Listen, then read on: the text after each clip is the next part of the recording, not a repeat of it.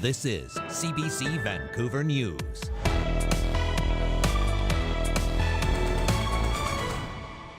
Seeing sort of a wall of flame right now. It's just we are seeing a little bit of growth. A new out-of-control wildfire burning in BC's Fraser Canyon prompts evacuation alerts for dozens of properties. And it's a sad thing to see when the government stops us from fishing. Despite an abundance of sockeye salmon flooding the Fraser River, some commercial fishers say harvest restrictions are putting livelihoods at risk. Also, they see that there's a problem with these animals not getting tested and that they could be murdered and called without verifying their health. Protesters flocked to a West Kootenay farm to fight a cull order due to an avian flu outbreak, as the farm vows to take its case to Canada's highest court. Hello, thanks for joining us. A new wildfire in BC's Fraser Canyon prompted evacuation alerts this afternoon. The Sailor Bar fire is burning on the east side of the Fraser River, about 7 kilometers north of Yale. The fire was discovered late last night, measuring 2 hectares in size, before spreading to 120 hectares earlier today. It is burning at a rank 2 behavior, which is an open visible flame front and a slower rate of spread with an unorganized flame front there. So we're not seeing sort of a wall of flame right now. It's just we are seeing a little bit of growth due to the fact mostly that this is in steep, inoperable terrain for us with no road access. The Fraser Valley Regional District and Spuzum First Nation have issued evacuation alerts for dozens of properties on both sides of the Fraser River. The BC Wildfire Service says the fire is not threatening any infrastructure at the moment, but is highly visible from Highway 1 and has forced the closure of CN rail tracks in the area. Residents are being reminded to have their emergency bags ready and to be prepared to leave at a moment's notice. Smoke from that wildfire has led to an air quality warning for eastern parts of Metro Vancouver and the Fraser Valley. The Metro Vancouver Regional District says the fire has produced high levels of fine particulate matter. The smog warning is expected to last into Monday. The BC Wildfire Service says a prolonged hot spell hitting much of the province will increase fire danger in the coming days. The heat has also broken temperature records this weekend in dozens of communities. Environment Canada says the Victoria area broke a record stretching back more than 100 years. It was the hottest August 23rd since 1916 yesterday. She says Victoria saw a high of 31.1 degrees. Meanwhile, Lytton in BC's southern interior recorded a high of 38.6, breaking a record set in 1958. Other communities that shattered temperature records include Abbotsford, West Vancouver, Whistler, and Pemberton. A heat warning remains in place for inland regions of the North Coast, including Terrace and Kitimat. Environment Canada says cloud coverage later this week will lead to slightly cooler temperatures, but rain is not expected until at least next weekend.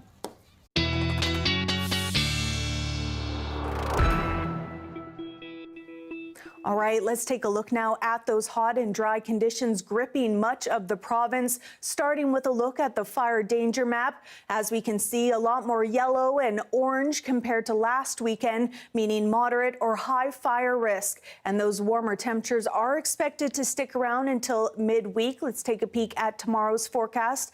30 degrees in Fort St. John, 31 in Williams Lake, 36 in Kamloops and in Kelowna, similar conditions. On the island, Victoria, 25 is your expected high for tomorrow with a mix of sun and clouds. A little cooler in Tofino with a high of 22.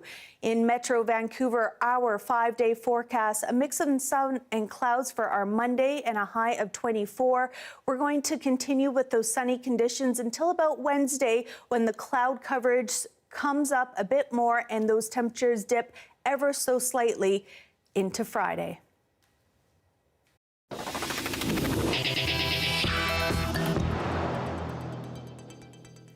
Police say human remains were found inside a burned-out car on a rural road near Kamloops. Yesterday, to Kamloops rural RCMP were called out to a vehicle fire northwest of the city where police found human remains inside a Volkswagen Golf that is believed to have been stolen in 2019. Mounties have not released any details about the victim, but are asking anyone with information or video footage from the area of Tranquil Chris Creek Road to contact its Southeast District Major Crime Unit. Sockeye salmon are returning to BC's Fraser River in numbers not seen in years, and no one is quite sure why. But as Lindsay Duncombe tells us, fishers are hopeful for the future. No one saw this coming. Sockeye salmon on the Fraser River, millions of them. They all look really nice this year. It's excellent. There's still hope for the future kind of thing. Don McDonald runs a test fishery for the Pacific Salmon Commission. It's estimated this year's sockeye cycle is expected to exceed 10 million fish. This particular sockeye salmon run hasn't been this abundant since 1997. That's close to 3 decades ago. And the thing is, no one is exactly sure why so many fish are coming back now. It could be recovery from a landslide several years ago. It could be a phase out of fish farms, or simply favorable ocean conditions. Well, I've been hearing from First Nation leadership from across the province and how absolutely happy they are to be able to access food fish for their communities. There's so much fish. The First Nation Wild Salmon Alliance is asking British Columbians to send pictures of their harvest to the fisheries minister to encourage the feds to invest in salmon fishing. But that's not the only message the minister is getting. The public says, look at all those fish went up the river. And we say, we should have been harvesting half of those. This was the first time in years commercial fisherman Mike Forrest was able to fish sockeye. But he says the government opened the fishery too late. We need flexibility in season for in-season management of salmon. In a statement, the Department of Fisheries and Oceans said fishing is limited because not all sockeye stocks are experiencing the same level of abundance. And the Fraser River is 1 to 3 degrees warmer than average, which could limit the ability for salmon to spawn. We won't really know what the real return for the 2025 season is, probably until sometime in the winter. For now, fish aren't the only abundant thing on the river. For the first time in a long time, there's hope. Lindsay Duncombe, CBC News, near Maple Ridge, British Columbia. That bounty of sockeye salmon signals a significant win for local conservation efforts, but as Shoria Chethri reports, not everyone is celebrating. Commercial fishers say they're facing unwarranted harvest restrictions, even as the river teems with abundance. It exceeded all expectations. The expected size for Fraser River sockeye salmon run for 2025 was a little over 2 million fish. Then, within a few short weeks, it quadrupled in size to nearly 10 million. So it's a fantastic return, and it's something that we should celebrate. Out in the waters, recreational anglers are celebrating the first opening on the Fraser River since 2022. But for commercial fishers, it's a catch they can see, but not fully cash in on. It's a sad thing to see when the government stops us from fishing, and what they're doing is they're harming every person that lives off of fishing on the BC coast. The season is open to commercial fishers, but with limits. The Native Fishing Association says large commercial boats are capped at 829 sockeye. Netters and trollers are allowed less than 250 each, restrictions that have many in the industry frustrated. We're the few peoples that are really left that have a high investment in fishing because that's our livelihood, that's how we were raised. This longtime member of the Pacific Salmon Commission's Fraser River panel has now resigned over what he calls unnecessary harvest restrictions. It sort of breaks my heart. You know, I've given 40 years. In his resignation statement, Griswold says this year's run warranted Canadian commercial harvest opportunities as a boost for the struggling industry that has weathered years of low salmon returns. The salmon industry relies upon, harvesting in order to stay alive. We're barely alive right now. When salmon numbers are low, fishing is restricted. When they're higher, there's more opportunity. But the Federal Fisheries Department says while this year's forecasts show a strong sockeye return overall, not all stocks are thriving. As a result, fishing opportunities remain limited in order to protect the less abundant stocks migrating at the same time. There are also weak stocks that are mixed in with these strong populations. And I think it's important for an average viewer to understand that the first priority has to be conservation. And I think that's what DFO is turning to. Restrictions are also in place for recreational anglers, each allowed to catch and keep 2 sockeye salmon a day on the lower Fraser until the start of September. Shaurya Chetri, CBC News, Vancouver. A West Kootenay ostrich farm is vowing to take its fight to Canada's highest court to save its flock. It comes after the farm lost an appeal to stop a cull ordered by Canada's Food Inspection Agency due to an avian flu outbreak. And as Yasmin Khanea tells us, protesters are flocking to the farm to show their support. Some campsites, some RVs. Supporters are camping out at this remote farm in the BC interior as they protest an order to cull hundreds of ostriches after an avian flu outbreak. They see that there's a problem with these animals not getting tested and that they could be murdered and culled without verifying their health. The Canadian Food Inspection Agency ordered the cull after dozens of ostriches died in late 2024 and early 2025. 2 birds tested positive for avian flu. The agency says there are ongoing risks to human and animal health and is concerned the virus could mutate. But the farmers say the roughly 400 surviving birds are healthy and should be tested, as they could provide valuable insight into fighting avian flu. It's been an ache watching our future and possibly the future of health breakthroughs hang in the balance.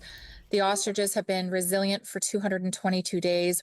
Thursday, the Federal Court of Appeal rejected the farmers' attempt at blocking the cull order, ruling that the CFIA has broad discretion to make these orders based on mere suspicion of infection. They may be looking well and feeling well, but be shedding virus and transmitting it to other birds. There's no way of being sure. And right now, public health authorities are deciding that we need to do something that makes us 100% sure. The farmers are now preparing to take their case to the Supreme Court of Canada. We're not looking to set a precedent that you can't do your job as a CFIA. What we're looking to do is try and get some reason put into the thinking around these cull orders with different species. It's an idea supported by U.S. Secretary of Health Robert F. Kennedy Jr. in a case that has attracted global attention. The Supreme Court of Canada only hears a small number of cases that it considers to have national significance, but the farmers say they'll do whatever they can to save their birds. Yasmin Khanea, CBC News, Vancouver. New COVID-19 vaccines are set to roll out this fall, and as Jana Bailon reports, it comes as recent federal government data shows a gradual increase in COVID infections this August. Updated shots against COVID-19 have been approved by Health Canada, with vaccines by Moderna and Pfizer-BioNTech coming this fall. One Richmond-based family doctor is reminding people to get their shots. We need to make sure parents know that vaccinations are a very important thing to help keep your children from getting sick, right? And unfortunately, COVID vaccines, they are very effective. The vaccine announcement comes after the federal government released its most recent information on coronavirus activity. According to the Public Health Agency of Canada, BC has a positive test rate of 7.2% for COVID-19, while the average across the country is 5.4%. The figures are based on lab-confirmed tests. At-home tests or cases of COVID that aren't even tested are not included in this data. A lot of people, when they have COVID, they don't even know they have COVID, right? People are not testing. The agency says those rates remain near the lowest levels reported this season, but that they're showing signs of a gradual increase. CBC News reached out to the Provincial Health Ministry and Provincial Health Services Authority. Both referred CBC to BC's Centre for Disease Control. The agency says COVID-19 test positivity and wastewater viral loads in BC have increased over the summer, but remain at low to moderate levels. It also says that test positivity numbers should be interpreted with caution at this time because of low overall testing volumes. Meanwhile, Dr. Kuo says it's important for anyone who falls sick to get tested for COVID-19. And as the summer eventually gives way to the fall, don't be afraid of vaccines, get vaccinated. She says as the virus mutates, it's important for people to ensure their shots are up to date. Jonna Bailon, CBC News, Vancouver.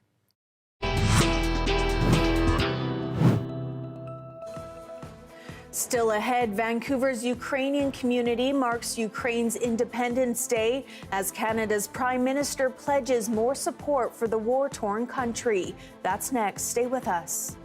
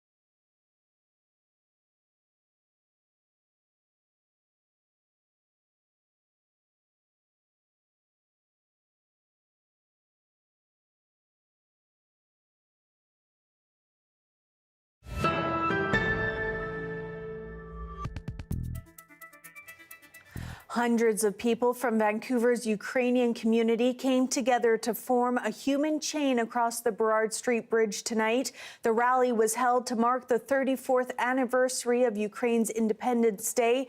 The president of the Ukrainian Canadian Advocacy Group says she's grateful for the military support Prime Minister Mark Carney pledged this weekend for Ukraine. And we woke up to great news that our Prime Minister Carney, he's in Ukraine. Like, I have goosebumps when I'm talking about this. He came to Ukraine to show solidarity and again reminds that history of Ukraine and Canada and Ukrainians in Canada are united. The event also featured the unfurling of a specially created 550-meter Ukrainian flag ribbon. Organizers say the ribbon is a symbol of the unbreakable bond between Canada and Ukraine. Meanwhile, Prime Minister Mark Carney attended Ukraine's Independence Day ceremony in Kyiv, and he reaffirmed Canada's support for Ukraine's struggle with Russia, both in the war and on the diplomatic front. The CBC's Briar Stewart reports. In historic Sofia Square, in front of a crowd of military officers and other officials, Прем'єр-міністр Канади Марк Карні. a symbolic visit to Kyiv. Canada is under no illusions about the importance of your struggle. The Prime Minister met with Ukraine's president as the country commemorated Independence Day, a national holiday that's become even more significant throughout Russia's full-scale invasion.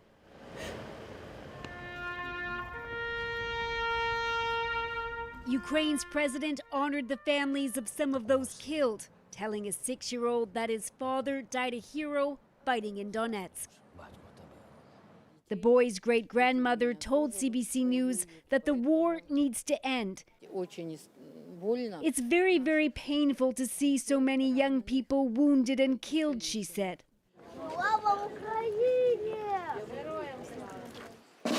While there were solemn commemorations, part of Carney's visit was about reaffirming Canada's financial commitment to rearm Ukraine.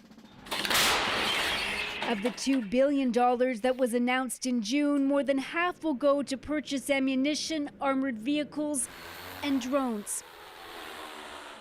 Canadian companies will also be working with Ukrainian manufacturers to scale up the production of drones, which are now dominating the battlefield. Ukraine's destiny. At a press conference, Mark Carney said that if there is a ceasefire in Ukraine, Canada would step up as part of the so-called coalition of the willing. And I would not exclude the presence of troops. But the prospects for a quick truce appear dim. But I thought it was a nice picture. U.S. President Donald Trump might have received a memento from his summit with Vladimir Putin, but Russia's leader has given little else. Given that Russia has rejected the idea of a NATO-backed security guarantee and European forces on the ground, what actually do you think the chances are of a ceasefire? We need a cessation of hostilities. We need a ceasefire, but it's not the choice of Russia how the future sovereignty, independence, liberty of Ukraine is guaranteed. Briar Stewart, CBC News, Kyiv. A Moscow landmark was the scene of a deadly accident today when a gas cylinder exploded. It happened at the Central Children's Store, a well-known toy shop which shares a building with a mall, a signature giant clock, and a museum of children's toys. The explosion left one person dead. Here we have a beautiful time-lapse of the sunrise this morning from our CBC Tower Cam in downtown Vancouver, looking over Burrard Inlet. When we return, we'll take you to Steveston for the Richmond Maritime Festival. Stay with us.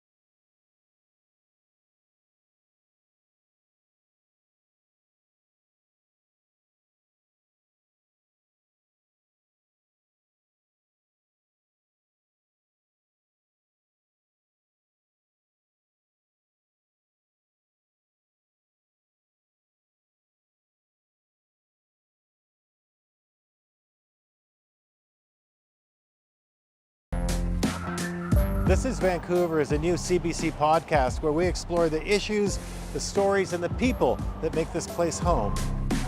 Listen to This is Vancouver wherever you get your podcasts.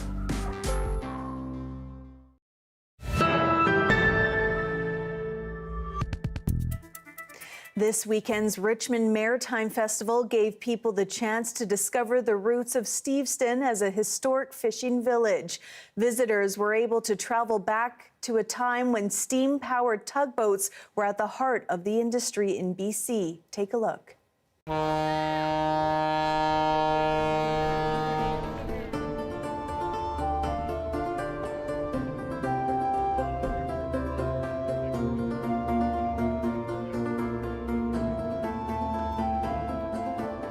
This is a fantastic annual festival that we have here in the historic village of Steveston. It takes place at the Britannia Shipyard's National Historic Site, and we celebrate Richmond's rich and diverse maritime heritage. And we tell the story about the people who came and gathered here to work in the fishing, canning, and boat building industries. We focus here at Britannia Shipyards on kind of the boat building and the people who worked in the canneries and how they lived and worked. And we're kind of bringing that all together in a celebration of this nautical history. Once a year when we have this festival, we do have a collection of wooden workboats and working vessels that visitors can come right up close and get to meet the people who work on these vessels or who have lovingly preserved and restored them. But we do have the SS Master tugboat here behind us. This is the one boat that are kindly allowing visitors, guests, to come on board and to kind of look inside the workings of a steam-powered tugboat. The engine room was very, very hot, but very quiet. This is the last remaining wooden-hulled, steam-powered tugboat in the world. She really deserves to be recognized and preserved for at least a couple more generations. Steveston is open year-round, and we celebrate year-round just this fishing culture and appreciate the early settlers who came here, the people who've always been here, and just how important it is to the west coast of Canada.